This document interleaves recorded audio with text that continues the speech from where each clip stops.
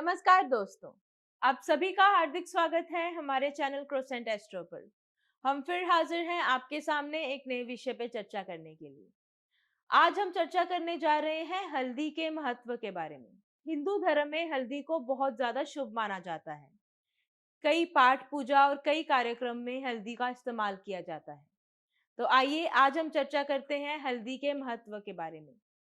और इसी विषय पे चर्चा करने के लिए हमारे साथ मौजूद हैं डॉक्टर राजवीर शास्त्री जी।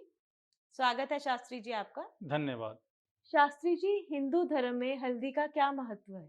हिंदू धर्म में हल्दी का स्वयं का अति महत्व है। प्रत्येक पूजा पाठ में हम हल्दी को स्थापित करते हैं। कई ऐसे देवी देवताओं हैं जिन्हें हल्दी समर्पित की जाती है, वो हमें प्रसन्न होकर आशीर्वाद देते हैं। अनेकों शुभ कार्य ऐसे होते हैं विवाह आदि के समय में जब हल्दी की गांठों के हल्दी की हमें आवश्यकता पड़ती है। यदि चिकित्सा पद्धति के माध्यम से भी देखा जाए तो कैंसर जैसे रोगों में भी एक औषधि का काम करती है ये हल्दी। अर्थात जो हमारा भला करे, जो हमारा कल्याण करे, वो हमारे लिए देवतुल्य है। इसलिए हल्दी का जो अपना स्थान है वो भी देवताओं की पूजाओं में उपयुक्त होता है, इसका विशेष स्थान है। शास्त्री जी, नहाने के पानी में अगर हम हल्दी डाल के स्नान करते हैं तो इससे हमें क्या लाभ होता है? नहाने के पानी में जब हल्दी डालकर स्नान किया जाता है, इससे व्यक्ति की त्वचा तो शुद्ध होती है, सुंदरता की भी प्राप्ति होती है, साथ में उसके घर में आर्थिक तंगी भी उसकी दूर हो जाती है। यदि पैसे संबंधित किसी प्रकार की समस्याएं आपको आती हैं तो इस प्रकार की समस्याएं आपके जीवन से दूर होती हैं। वह जिस भी व्यक्ति से आप सहायता लेने की चेष्टा करते हैं वहां से आपको सहायता मिल जाती है। अन्यथा बहुत बार ऐसा भी हमारे जीवन में होता है, कभी पैसे की जरूरत पड़ जाती है, किसी वस्तु की जरूरत पड़ जाती है, पढ़ने वाले बच्चे को पुस्तक की जरूरत पड़ जाती है और अनेकों बार हम किसी के सामने याचक बनकर जाते हैं, वो चीज उससे बार बार मांगते हैं, परंतु सामने वाला व्यक्ति हमारी बात को नकार देता है। हमें किस चीज की प्राप्ति होती है? निराशा की प्राप्ति होती है। हमारे मनोभाव निम्न हो जाते हैं, स्वयं में आत्मग्लानि महसूस होती है, भाई मैंने इससे इस वस्तु को मांगा परंतु ये वस्तु मुझे प्राप्त न हो सकी। इस प्रकार के भाव से बचने के लिए समाज में स्वयं की उपयोगिता का महत्व समझने के लिए और उसको बढ़ावा देने के लिए जल में हल्दी डालने के बाद जो व्यक्ति स्नान करते हैं वो समाज में प्रतिष्ठा प्राप्त करते हैं, लोग उनका सम्मान करते हैं और उनके द्वारा कही गई बात भी सम्मान सूचक महत्व को दर्शाती हुई अनेकों लोगों के ऊपर अपना सकारात्मक प्रभाव डालती है। और वो किसी भी सभा में होंगे लेकिन आकर्षण का केंद्र वो स्वयं होगा जो हल्दी का सेवन करता है या हल्दी के साथ स्नान करता है। शास्त्री जी, हम हल्दी से कौन कौन से विशेष उपाय कर सकते हैं? अक्सर सुना भी हो, आपने देखा भी होगा, बुरी नजर वाले तेरा मुंह है काला। अर्थात जब भी कोई नजर आपको लगे या कुदृष्टि लगे या कोई टोक आपको लग जाए, आप हल्दी की 5 गांठों को लाल कपड़े में बांधकर चौराहे पर स्थापित करें या बसंती माता के मंदिर में स्थापित करें। इससे आपको या छोटे बच्चे को किसी प्रकार की भी नजर नहीं लगे। ऐसे उपाय, नजर से बचने का जो उपाय है वो हल्दी के द्वारा ही किया जाता है। यदि किसी के विवाह में विलंबता है या किसी व्यक्ति का जातक का रिश्ता हो जाता है और रिश्ता कुछ समय तक चलता है, फिर रिश्ता बाधित होकर टूट जाता है, ऐसा बार बार किसी के साथ घटित होता है, तो उस व्यक्ति को हल्दी की 5 गांठ 5 सोमवार तक भगवान शंकर के शिवलिंग पर चढ़ानी चाहिए और गणपति भगवान को हल्दी के चूर्ण का तिलक करना चाहिए, स्वयं के मस्तक पर भी तिलक करना चाहिए। इससे उसके जीवन संबंधित किसी प्रकार की बाधाएं नहीं आएंगी। यदि पत्नी रूठ कर चली जाती है, हमारे विचारों का तालमेल नहीं बनता, तो पति पत्नी दोनों को भगवान शंकर के ऊपर हल्दी की गांठ चढ़ानी चाहिए 5 सोमवार तक, 5 गांठें। इससे घर में प्रेम बनेगा और जो भी हमारे बीच में हमारे स्वभाव को प्रताड़ित करता है, हानि पहुंचाता है या हमारे मेल मिलाप के संबंधों को खंडित करने की चेष्टा करता है, उसके ऊपर भगवान शंकर का आशीर्वाद बनेगा और वो दाम्पत्य जीवन बहुत ही अच्छा चलेगा। क्योंकि किसी भी गाड़ी को चलाना है तो कम से कम उस 2 चक्कों की होना अति आवश्यक है। इसी प्रकार गृहस्थ धर्म को चलाना है तो पति पत्नी दोनों का प्रेम होना अति आवश्यक है। ये जीवन का माध्यम केवल एक किसी व्यक्ति से एक स्त्री को जोड़ने से नहीं है, एक परिवार को संगठित करना है, उसको उन्हें उस जिम्मेवारी को धारण करना है, तब वो स्वयं में एक स्त्री स्त्रीत्व को महसूस करेगी, एक पुरुष पुरुषत्व को महसूस करेगा। अन्यथा जन्म लेकर निरर्थक ही समय व्यतीत कर यहाँ से जाना है तो मनुष्य योनि में जन्म लेने का कोई भी लाभ नहीं होगा। इस प्रकार के स्वयं के महत्व को जानना, स्वयं के भाव को उत्साहित बनाना, ये हल्दी के माध्यम से होता है। जो भगवान शंकर के ऊपर हल्दी समर्पित करते हैं उन्हें इस प्रकार का आशीर्वाद प्राप्त होता है। शास्त्री जी, अगर हम मस्तक पे हल्दी लगाते हैं तो इससे हमें क्या लाभ मिलता है?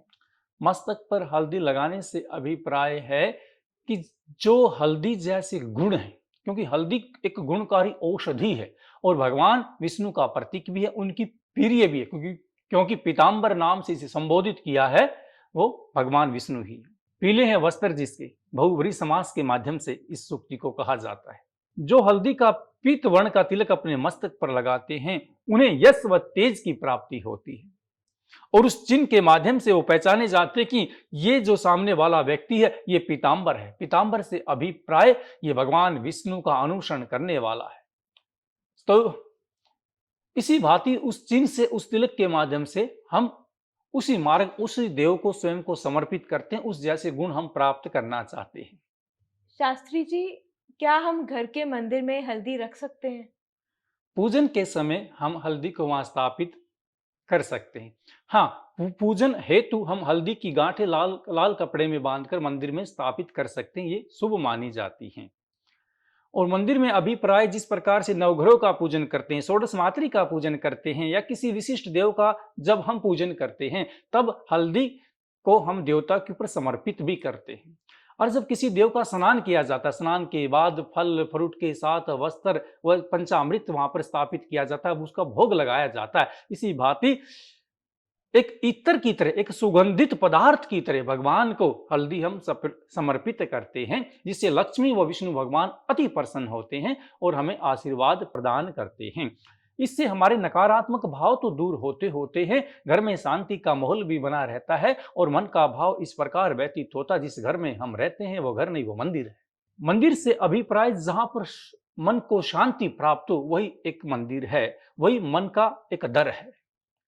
मंदिर से अभिप्राय जिसका संबंध हमारे मन के साथ में हो, और मन जहां हमारा लगता है, मन जहां हमारा रचता है, वही हमारे लिए मंदिर बन जाता है। ऐसा पावन मंदिर भगवान की आराधना करते समय जब हम हल्दी समर्पित करते हैं तो वे पीताम्बर भगवान हमारे घर में शांति की स्थापना करते हैं, हमारा कल्याण करते हैं। इसलिए हमें जब सायंकाल के समय में मंदिर में आरती करते हैं, अपने घर में जब हम पूजन करते हैं, तो जिस दीपक में हम ज्योत जलाते हैं उस घी के दीपक में कुछ हल्दी का चूर्ण भी डालना चाहिए। इससे घर के अंदर सुख शांति प्राप्त होती है और वो आरती, वो अर्चना, वो पूजा भगवान हमारा स्वीकार करते हैं। शास्त्री जी, पूजा के समय हल्दी क्यों जरूरी है? पूजा के समय हल्दी उतनी ही जरूरी है जिस प्रकार से एक भू फसल को इंद्र देव द्वारा की गई वर्षा अति आवश्यक है, क्योंकि देवताओं को प्रसन्न करने के लिए हल्दी का वास वहां पर एक देवी की तरह करवाया जाता है। जिस प्रकार से किसी लड़के की या लड़की का जब विवाह होता है तो हल्दी की गांठ उसे भी बांधी जाती है। यदि कोई नानक छक लेकर जाता है उसके अंदर भी हल्दी का वास करवाया जाता है। जब प्रथम बार ब्राह्मण विवाह की चिट्ठी लिखता है उसमें भी हल्दी व चावल बांधे जाते हैं। आज जमाना परिवर्तनशील हो गया। आज जब हम किसी रिश्तेदार के घर में, बुआ बहन के घर जाते हैं तो अपने मित्रों के पास हम विवाह का साथ में कार्ड लेकर जाते हैं, लेकिन प्राचीन काल में तो कार्ड की प्रथा नहीं थी। कार्ड तो अभी आया। आजकल तो उस कार्ड का भी रूप बदल गया, वो भी व्हाट्सएप के माध्यम से लोगों के पास पहुंच जाता है, आपके मित्र का विवाह है। लेकिन प्राचीन काल में जब भी किसी के घर पर विवाह की चिट्ठी देने के लिए जाते थे, हल्दी की गांठ हम लेकर जाते थे और उससे संकेत ये मिलता था कि एक शुभ संकेत है, एक खुशी का माहौल आने वाला है। हल्दी को देखकर ही वो समझ जाते थे जरूर इनके घर में किसी न किसी का विवाह है। हल्दी का वास शुभ संकेत के लिए माना जाता था। यदि किसी के घर में प्राचीन काल में चिट्ठी जाती थी और चिट्ठी का एक ऊपर का कोना यदि पाड़ दिया जाता था तो चिट्ठी को, यदि जिस व्यक्ति को चिट्ठी मिलती थी उसे यदि चिट्ठी का अध्ययन करना भी नहीं आता, क्योंकि पहले पढ़े लिखे लोग भी कम होते थे, किसी पढ़े लिखे के पास जाकर ही चिट्ठी को पढ़वाया जाता था। तो जिस चिट्ठी का कोना ऊपर से फटा हुआ था, उसका संकेत ये होता था कि कोई रिश्तेदारी में व्यक्ति के प्राण निकल गए, किसी की मृत्यु हुई है, इसलिए ये चिट्ठी आपके पास आई है। इसी प्रकार हल्दी का भी संकेत होता था, जहां भी हल्दी पहुंचती थी तो उन्हें पता लग जाता था कोई न कोई खुशी का अवसर, किसी न किसी का विवाह आ गया है। इसलिए शुभ संकेत के लिए, भगवान विष्णु के आशीर्वाद के लिए, लक्ष्मी माता को प्रसन्न करने के लिए, गौरी गणेश की आराधना के लिए हमें अपने घर में पूजन में प्रत्येक शुभ अवसर पर हल्दी का वास अपने घर पर करवाना चाहिए, क्योंकि हल्दी जिस प्रकार की औषधि से हमारे शरीर की रक्षा करती है, उसी प्रकार देवताओं के पास जाकर ये हमें आशीर्वाद देती है जो अदृश्य है, जिसे हम देख नहीं सकते। ये एक ऐसी वाइब्रेशन है जो आत्मा के द्वारा शीश प्राप्त कराती है, आशीष प्राप्त कराती है। इसी प्रकार हल्दी जब देवताओं के पास समर्पित होती है, समर्पित करने वाले यजमान व ब्राह्मण दोनों का कल्याण करती है और उन्हें स्वयं की अनुभूति से अनुभूतित भी होता है। जिस प्रकार से पीत रंग भगवान विष्णु में विलीन हुआ है, उसी प्रकार की पीत शक्ति, क्योंकि पीत वर्ण का अभिप्राय सवर्ण से भी है, सोने का रंग भी पीला होता है। सोना इतनी अद्भुत प्रिय धातु, किसी को बुरा नहीं लगता, सबको सोना प्रिय लगता है। इसी प्रकार से पीत वर्ण जो है वो देवताओं के ही तुल्य है, इसलिए हल्दी का वास हमें घर के मंदिर में भी करना चाहिए, शुभ कार्य में भी करना चाहिए। यदि घर में किसी को संतान उत्पन्न होती तब भी हल्दी की गांठ बनाकर आप जच्चा की खाट या चारपाई के नीचे स्थापित कर सकते हैं। ऐसा करने से छोटे जो घर में बच्चा होता है उसको नजर भी नहीं लगती, कोई बुरी दृष्टि भी हमारे घर के ऊपर नहीं पड़ती है।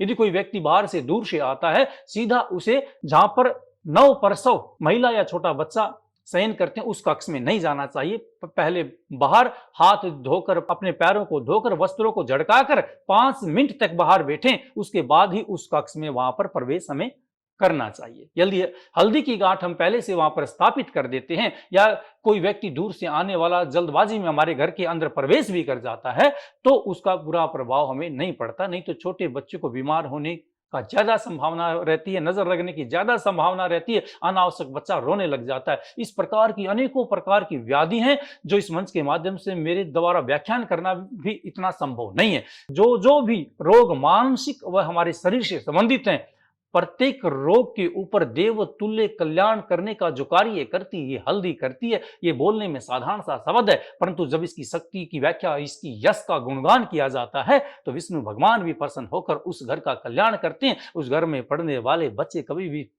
परीक्षा में असफल नहीं होते, वो उच्च शिक्षा को प्राप्त करते हैं। जो घर का मुखिया होता है, जिसे हेड ऑफ फैमिली बोला जाता है, वो जिस भी कार्य क्षेत्र में अपना कार्य करता है वो उसका काम फलीभूत होता है, उसका कल्याण होता है और उसके घर में लक्ष्मी का वास होता है। क्यों?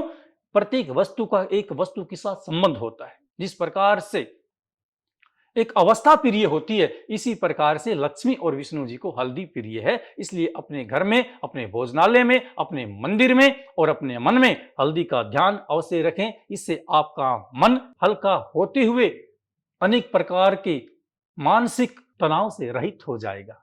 शास्त्री जी, आज आपने हमें हल्दी के महत्व के बारे में ढेर सारी जानकारी दी, इसके लिए आपके बहुत बहुत आभारी हैं। अभिवादन करते हैं आपका। आज हमने हल्दी के महत्व के बारे में चर्चा की। उम्मीद है हमारे दर्शकों को आज का हमारा कार्यक्रम बेहद पसंद आया होगा और उनको ढेर सारी जानकारी मिली होगी। ऐसी ही और जानकारी के लिए आप बने रहिए हमारे साथ क्रोसेंट एस्ट्रो पर। आज का कार्यक्रम आपको कैसा लगा हमें कमेंट बॉक्स में जरूर बताएं। धन्यवाद।